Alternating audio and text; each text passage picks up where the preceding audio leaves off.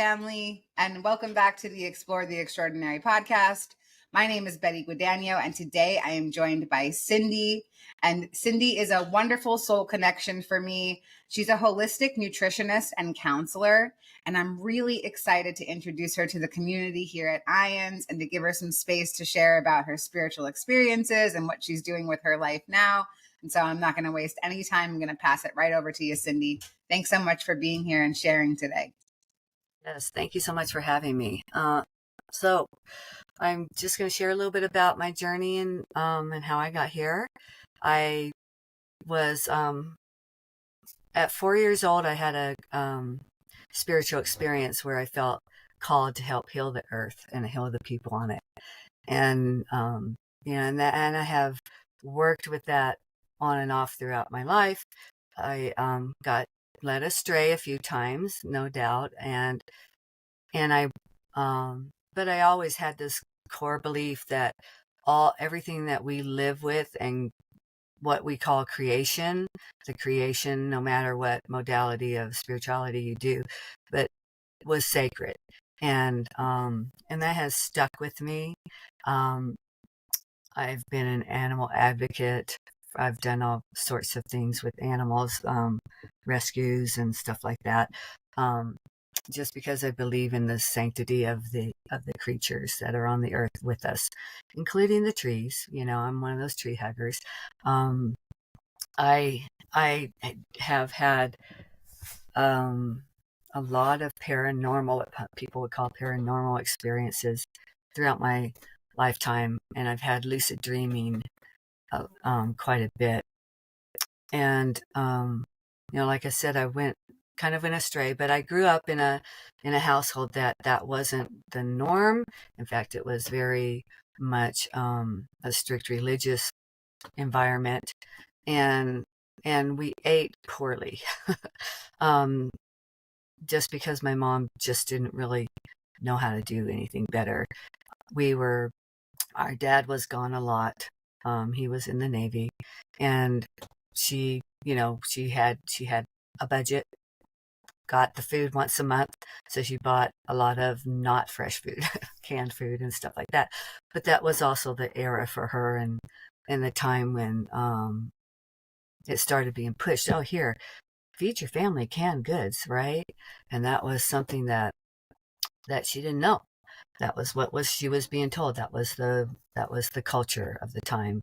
And and I got to a point when I was younger, we would go visit my grandmother, and she had a goat that I fell in love with. I remember that at 4 and 5 years old, loving this goat.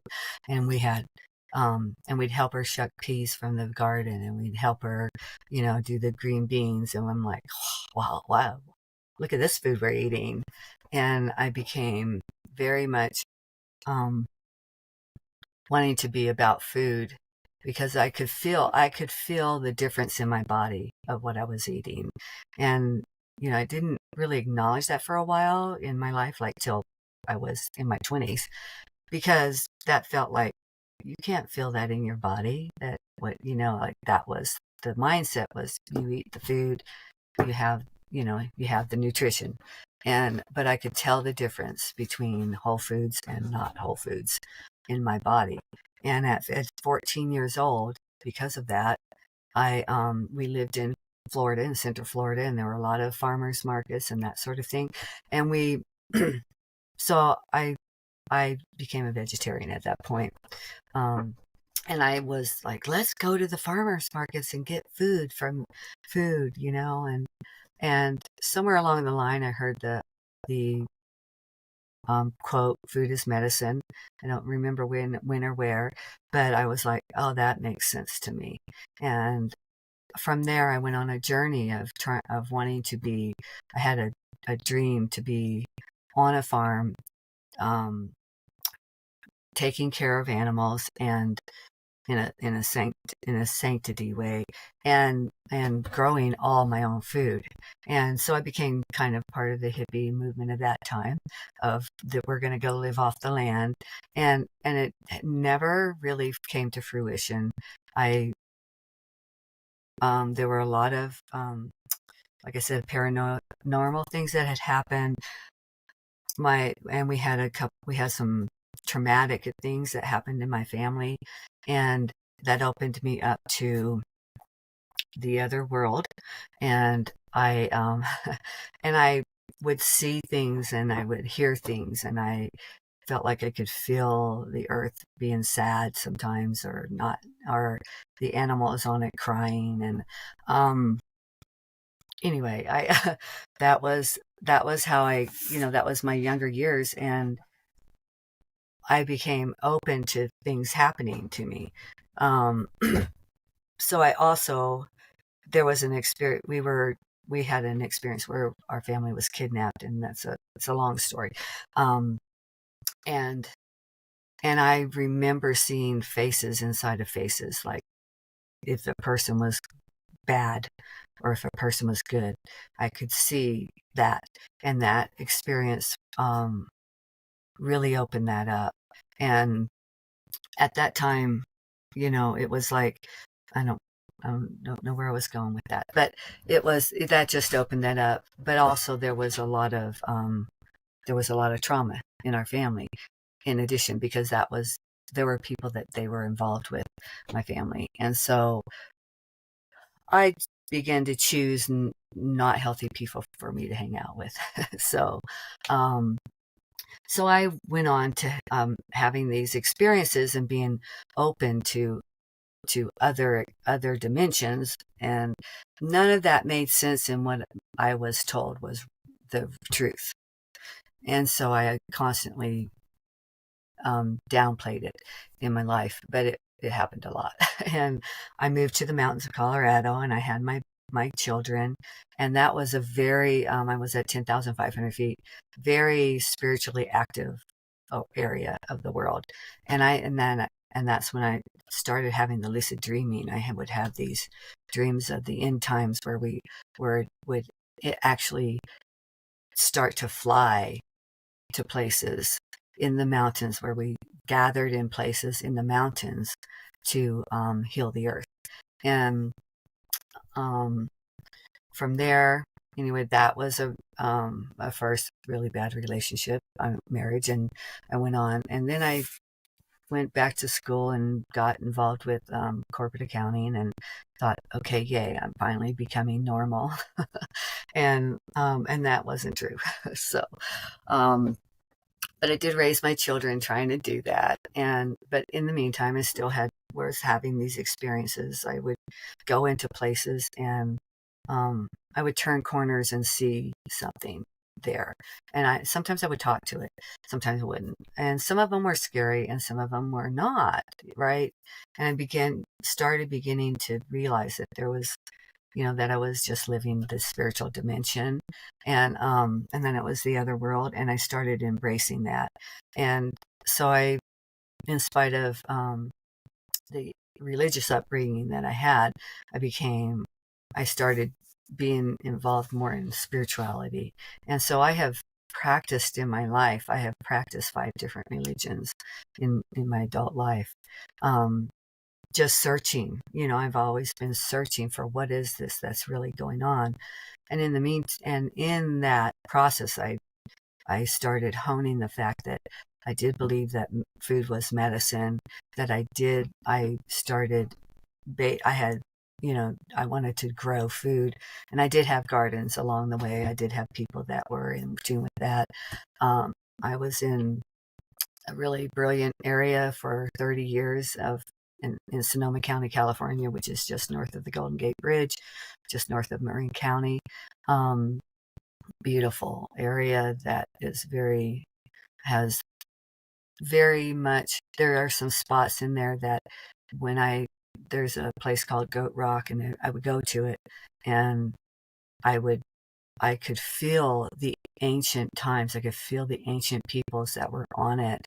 And I would just be, if I felt like I was losing my mind, which I did, I had some diagnoses that by that point. and, and so, but I would go and I would like commune with the earth, and really actually, sometimes I would have visions of what that looked like. And it just felt really ancient, and it felt like, oh, I'm connected, there's something here. And so, but then I went on to have, a couple other bad relationships, and that interfered with my vibe, as they like to say today. Um, and but so along the way, I got heavily into doing some drugs and alcohol, and um, that was like a band-aid for me. It was one of the things that helped me survive for a while, and not want to take myself out, at that. And I did. I tried a few times. I I just thought the earth is beautiful. The the whole foods on it, the trees, the animals, everybody is, except that I can't handle this existence, with the people on it. And then, I mean, that's how I felt for many years. And so I thought, I need a way out. And finally I did find a way out, but it was a way forward instead of taking myself out. And it's been a beautiful journey. I've been able to embrace fully the spirituality that I believe in. I've been able to embrace the food as medicine concept. I will feed people. I'm one of these people that if you come to my house, I'm going to feed you. I'm going to love up on you, and and I'm going to tell you how one of the words that I don't have I've gotten okay with it, but one of the words that I used to think was one of the worst words ever invented was deserve, because of how it's used against people, and how it makes people this I either deserve a good life or I don't, or I deserve good things or I don't, or I deserve punishment or I don't, right? And so I I just have a belief now that we've done nothing to undeserve anything. We've done nothing to make us not deserving. And I still don't like to use the word deserve because of that. I like to say worthy, because I believe all creation is sacred and worthy of the grace and the love that is abounds. And I get really emotional about it. I feel like I have come home to myself, in the last 20 years. Um, and so I have this, so then I have been seeking out, I became an massage therapist, and then I did some other, trainings on that type of thing. And like Qigong, I do Qigong, and I've done some training on Qigong healing. Um, but it all really has come down to, that, and I actually became vegan over this last section of my life because of that whole feeling that I believe that, all is sacred. And in several of the religious texts, they talk about a time, and when we were in the 80s or something, they had the song Age of Aquarius, right? They talk about this time when the lion will, and this is from the Judeo-Christian Bible, the lion will lay down with the lamb, that we're all going to live in peace, that we are all going to understand the sanctity of life, that everything is sacred, and that what really counts is love. I can still get distracted away from that sometimes. A few years ago, some stuff happened in my family that was, pretty traumatic for me. It was, a reenactment, let's say, of the abuse that um, had been put upon me as a young child, and it was to my grandson. And it was like I went into the rage that had been sitting in my body for so long. And there were a couple other events that were happening. My best friend was dying, and his family was treating him very poorly. And so anyway, I went back to the rage, and I didn't go back to the drugs. I didn't go back to the alcohol. I went back to the rage. And I have been able to now, by walking through that and looking at very closely, um, really traumatic experiences for me as a child, that I've been able to heal most of that. and I've gone back to the food is medicine. And so I gotten this certification where now I can do, you know, I don't know legally. I mean, like I did it anyway forever, feeding people and saying, here, you could do this herb, you could do this herb, you could do a poultice. Here, we could do this for you. Um, and and so that, it's like, and all of a sudden things are opening up. I actually have an opportunity now to be in two different co-op type of farming situations. One is here in New Mexico where I am. And just this past weekend, because of my connections with these now honorable spiritual people that I'm involved with, I now have an opportunity to go to Costa Rica and do the same thing for part of the year. I know it's brand new. This is brand new. And I like, this is all I've ever dreamed of in my body, and inside my heart, was to be on the land, have beef barefoot, be honoring animals, whether you eat them or not. My choice is not. Um, but but honoring the land, not depleting the soil, not depleting, our resources, because there's ways to do it without that. And so I'm going to now be learning at my ripe old age. Biodynamic farming is finally going to be what I'm going to get to be involved with, and it's just a beautiful thing. So I think that's enough for me. That was beautiful. Thank you so much for sharing. Wow. So, first of all, Costa Rica, totally amazing. I did not know that. I got to find out with everybody else. It's beautiful. That's really cool, that just kind of by being open to the universe, by following your passion, that the doors just open up. And by following your joy is what I'm hearing and what you're saying. So a couple things came up for me while you were talking, and I can never read my own handwriting, so please bear with me. You mentioned in the beginning that you're a tree hugger, and yeah, I live in a metropolis. I'm in New York City, and so I have to walk for quite a distance to find like trees, but we have random trees sticking out of the concrete in the middle of a sidewalk, and I often wrap my arms around it like while hundreds of people are walking past me, but like it's my only tool to ground, really, like in this very intense city. So I'll take whatever I can get, and I do a lot of visualization around grounding as well if I can't actually get to a piece of nature, because there's no like patches of grass that are easily accessible to put your feet in. So I love that in your spiritual journey, you've been called to really connect with the earth. And I think that it's really cool how different people have different paths, and like they're called to different parts of the land.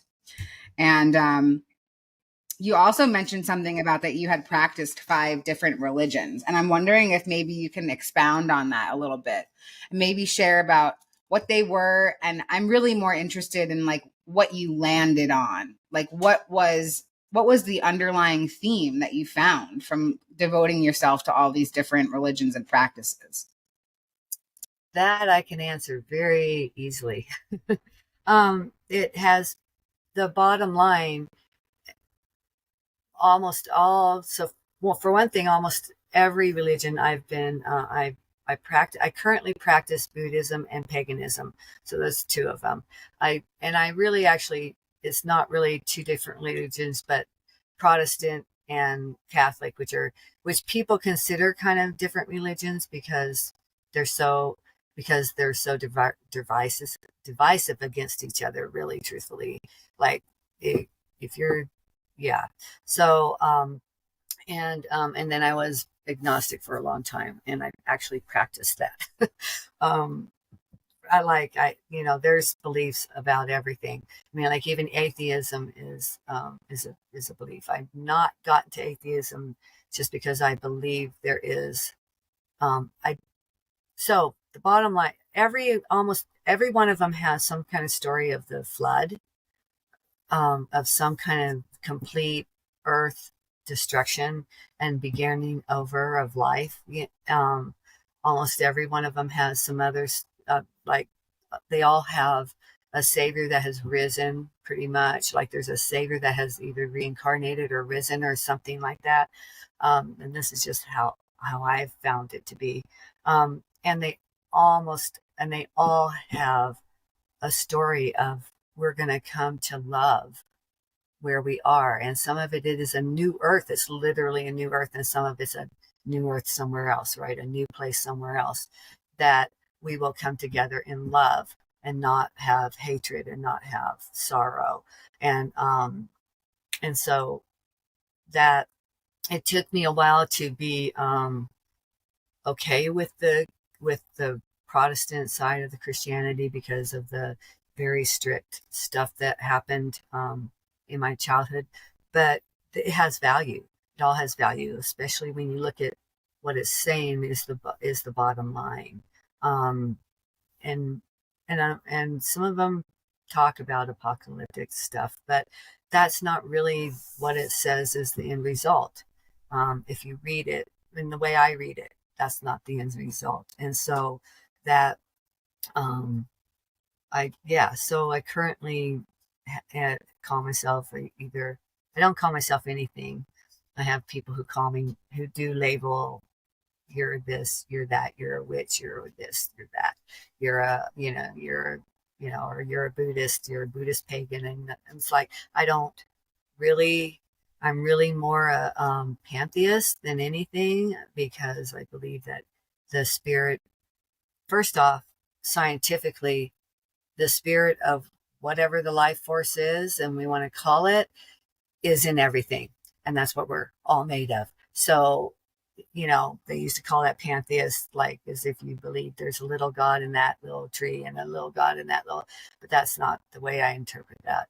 That God is in everything. And whatever that life force is, we can call it all kinds of things. I currently call it the heart of the universe. And that appeals to me. And so, yeah, so I do believe that we're going back to the age of Aquarius. We are moving toward this opening up of the of intolerance. And oh wait, we didn't have to be fighting about this all along. And like in the Buddhist traditions that I have studied, Kandapa and I don't remember the other name. Well, I have done. Wow, I can't get it. I can't remember it. But because I did it, it was a long time ago. I know that we chanted Nam Renge Ho, but we it it they talk about the karma of war being a male karma, and the karma of suffering and childbirth being the mother, the female karma. Um, the Bible, the Judeo-Christian Bible talks about that in the Old Testament stuff. So, anyway, but I'm very much attached to the Druid Celtic northern British Isles area of the world in my feeling, in my feeling in my body. And so the paganism from that is the type that I do. If I'm going to do religious or spiritual ceremony, it's going to be around that, and or something. But I do practice more toward the Buddhist meditation rather than like the Hindu meditation or something like that. So Right. Cool. Thank you for sharing that. Yeah, I think I love like trying different things on. and finding what fits. Like for me, my journey was very similar in the fact that I thought that I had to fit into somebody's box. And so I kept putting myself in all of these different areas. And I'm like, do I fit here? Like, can I be part of this box? And I just realized after, like trying on all these different things that I don't have to fit into a box. I can pick things out of the box that I really like, and I can develop my own spirituality around it. And so that's what I've done. And yeah, I wouldn't call myself anything except like an omnist. Like I believe that there's truth in all the religions, and I get to pick those truths out and I get to design the whole thing myself. So something that you brought up that I think might be worth maybe talking about a little bit is the journey through uncomfortable feelings. And, you mentioned rage. And I think that a lot of people can identify with that. A lot of people look at the world around us and they say, like, oh, injustice, like rage, anger, because you see so much when you're looking at it from, like this lower limited perspective. And I'm wondering if maybe you can share a little bit about some of the tools that helped you transition out of that mindset and into, like coming back to your true spiritual nature. Sure, absolutely. Um, I've I've learned that pretty much if I'm anything that makes me uncomfortable, anything that makes me want to move in that direction is driven by some kind of fear.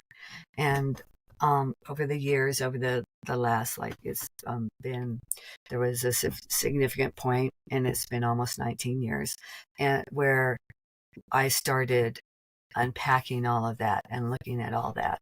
And so I have learned, well, I've always believed in prayer.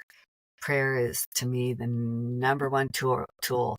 And I remember at one point when I was living high in the mountains of Colorado, somebody said, well, um, your prayers aren't valid because they're not praying to the right God. I'm like, okay, so first off, if you believe there's one God, then there's one God.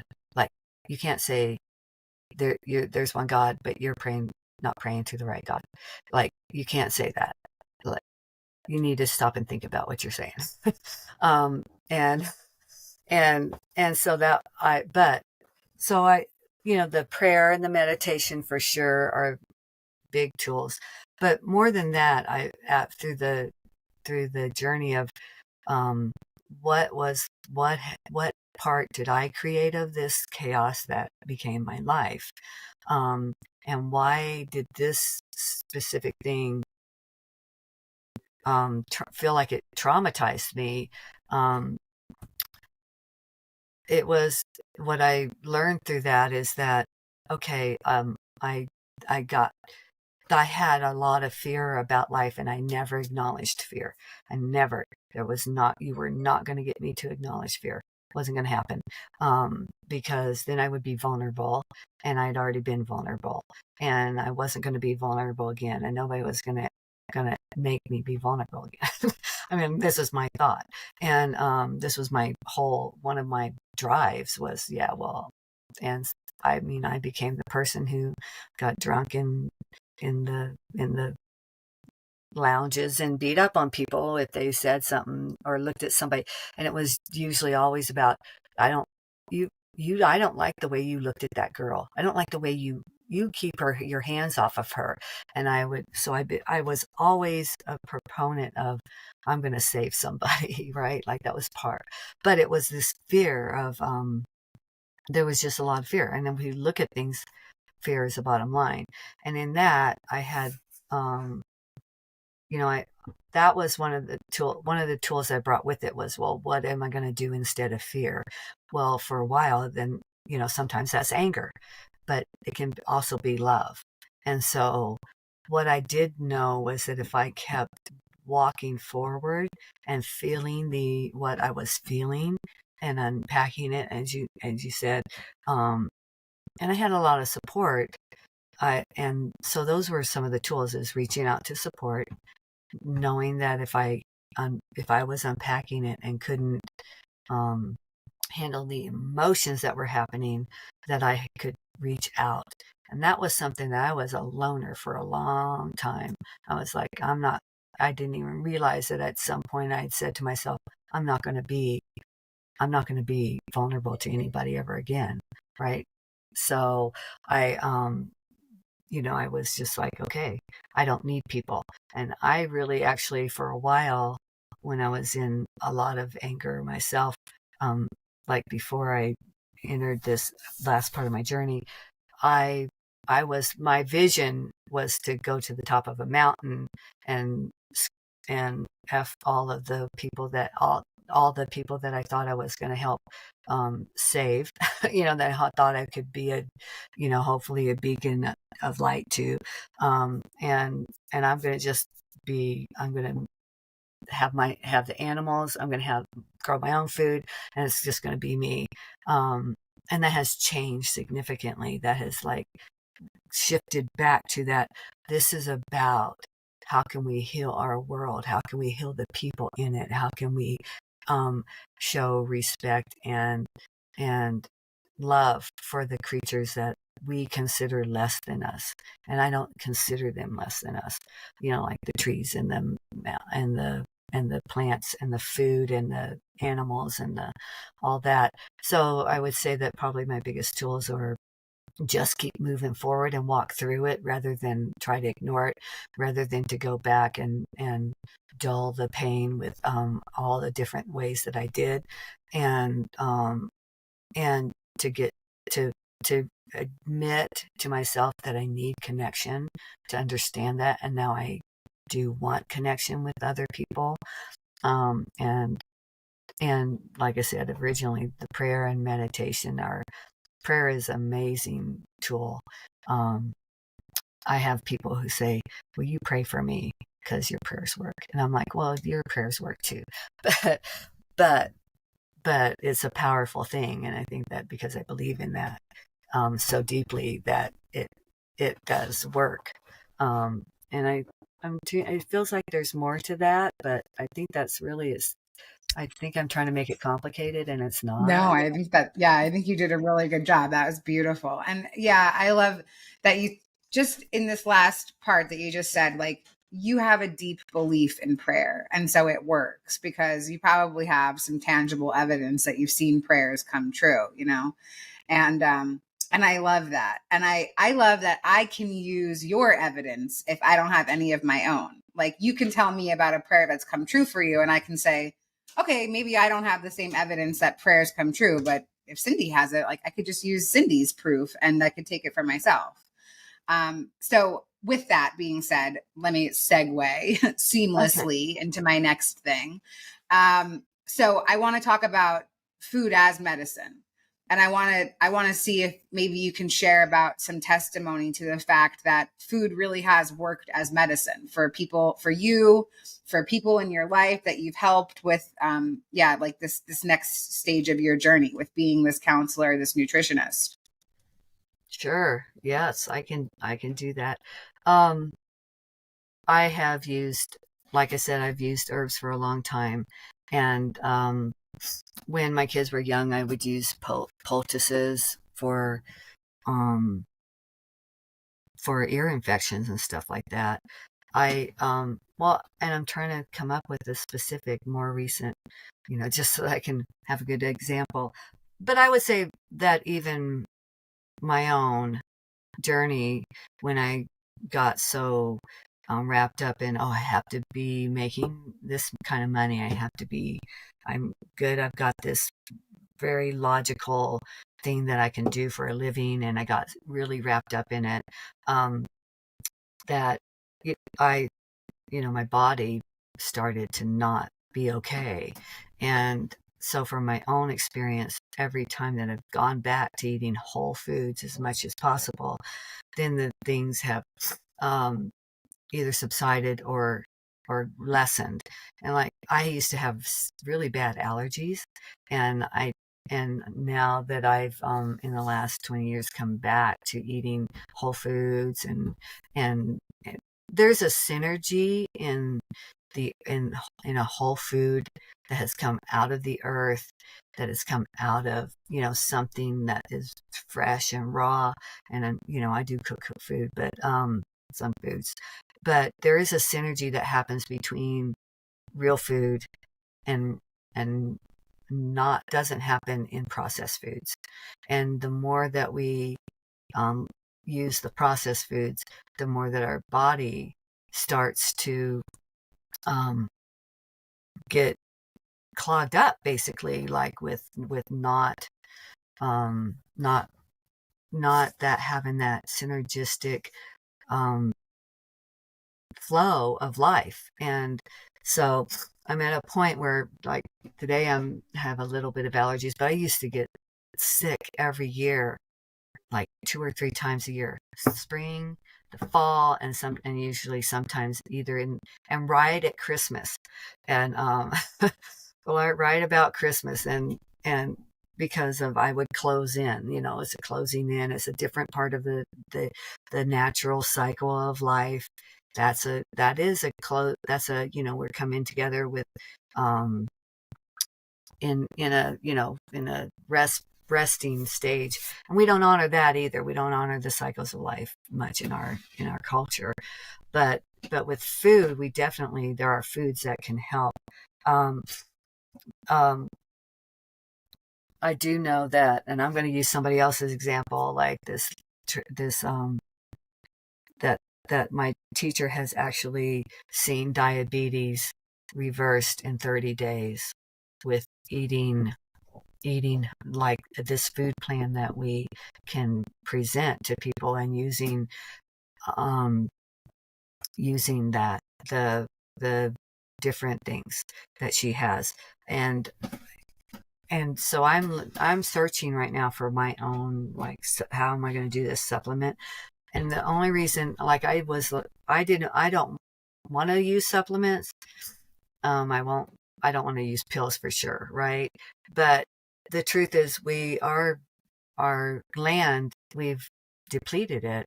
And even if we grow organic on that land, it's not going to have the same nutrition in it as it did in the 50s, right? So it's but I have recently, I've started them on some of the parts that I am embracing. And there's this, well, I've already lost like 15 pounds. And, and, but it's not just that, it's that my body feels stronger again. I had started feeling a few years ago like I was losing upper body, which they say is going to happen to you when you get old.